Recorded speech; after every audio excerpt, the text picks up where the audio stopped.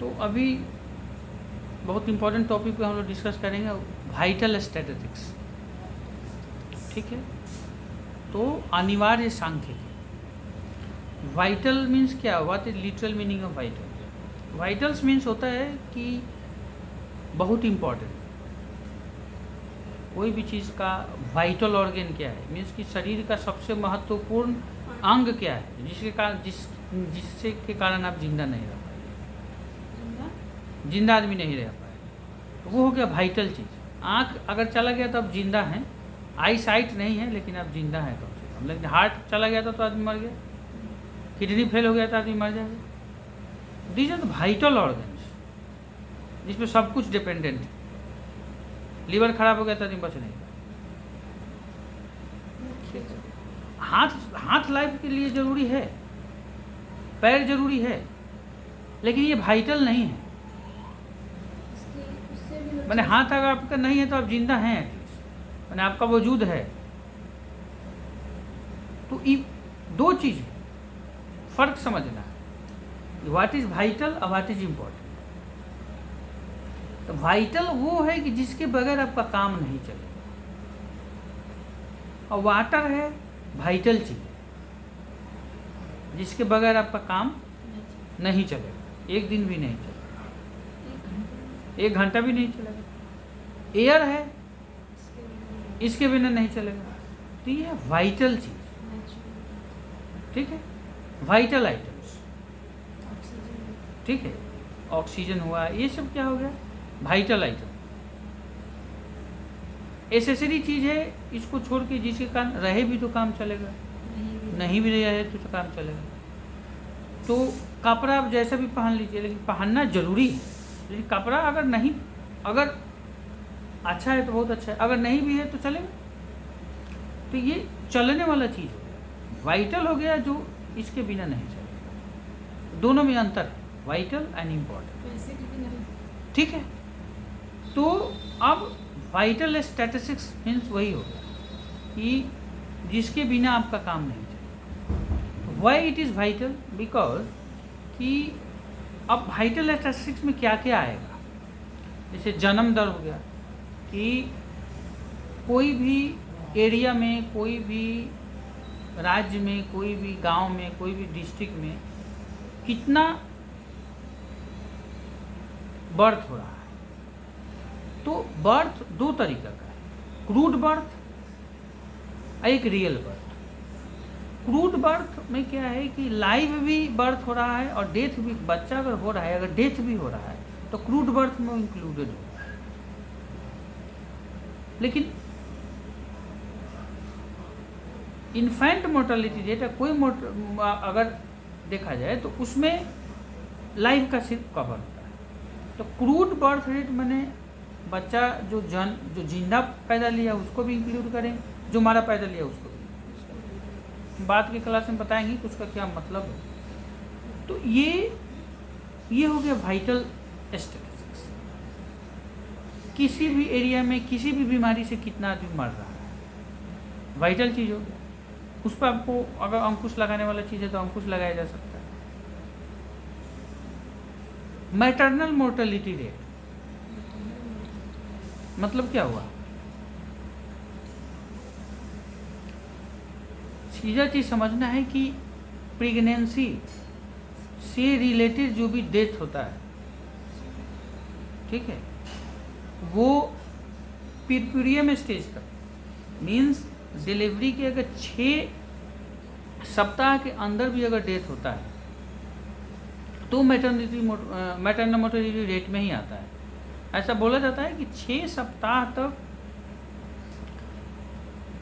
जो माँ का शरीर होता है बहुत इम्पोर्टेंट होता है, हाईली ससेप्टेबल होता है किसी भी चीज़ के लिए। तो प्रेगनेंसी से लेके और बच्चा डिलीवर होने के 6 सप्ताह के अंदर में जो डेथ होता है उसको हम लोग बोलते हैं मैटरनल मोर्टेलिटी रेट। और किसी भी स्टेट का हेल्थ सिस्टम उसी से आंका जाता है कि उस स्टेट का हेल्थ सिस्टम कितना स्ट्रॉन्ग है। जिसका ज़्यादा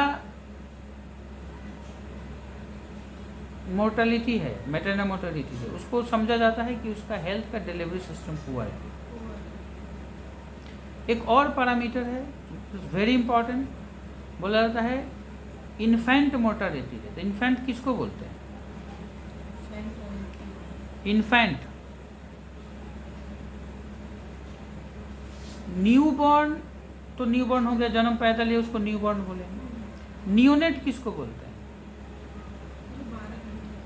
नियोनेट बोलते हैं जन्म 28 दिन, जन्म से लेकर 28 दिन के पीरियड को बोलते हैं नियोनेटल पीरियड, इसको बोलते हैं नियोनेट्स बच्चे को। तो नियोनेट्स के बाद में आता है इन्फेंट।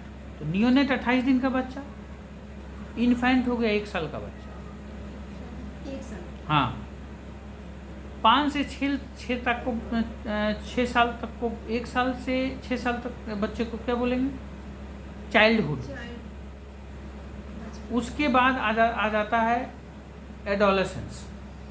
6 से 12। हाँ, उसके बाद 14 साल से ऊपर आ गया तो हो गया एडल्ट। तो हम लोग 14 साल, कहीं कहीं 15 साल बोला जाता है, तो उसके बाद के पीरियड को हम लोग एडल्ट में जोड़ते हैं। लेकिन उसके जो 14-15 साल नीचे है वो सब चाइल्ड एज ग्रुप में ही आता है।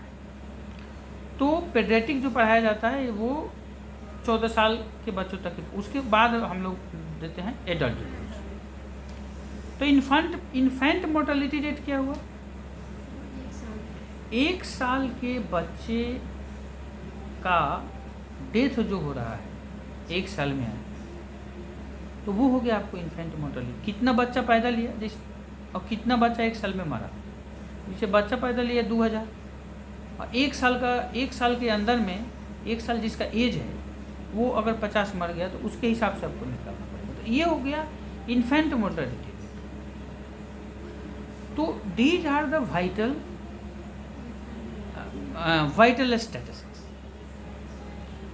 अब इसका ऑब्जेक्टिव क्या है, इसका क्या है इम्पोर्टेंस?